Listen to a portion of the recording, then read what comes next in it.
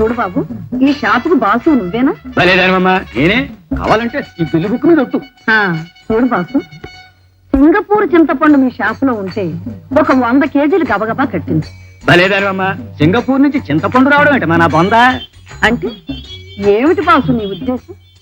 Singapore వాళ్ళు చింతపండే తినరంటావా, లేకపోతే అసలు అక్కడ చింతకాయలే కాయమంటావా?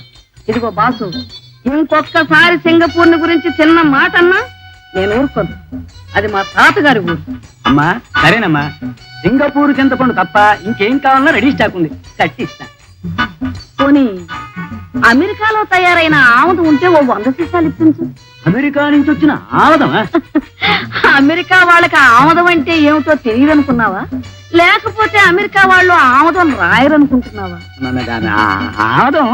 ఇదిగో బాసు, ఇంకొక్కసారి అమెరికాను గురించి ఆవగిందంత మాట అన్నా నేను ఊరుకోను. అది మా మామగారు ఊరు. ఏమ్మా బేబీ, లోపల సామాన్లు నీకేం నచ్చలేదా? ఇటువంటి పెద్ద పెద్ద షాపుల్లో చిన్న సామాన్లు దొరకవు మమ్మీ. అవునమ్మా, చిన్న చిన్న షాపుల్లో పెద్ద పెద్ద సామాన్లు దొరకవు. నాకు కావాల్సినవి కూడా ఇక్కడ ఏం దొరకలేదు. ఇంకొక షాపుకు పెడదాం. వస్తాం బాసు. వస్తానండి.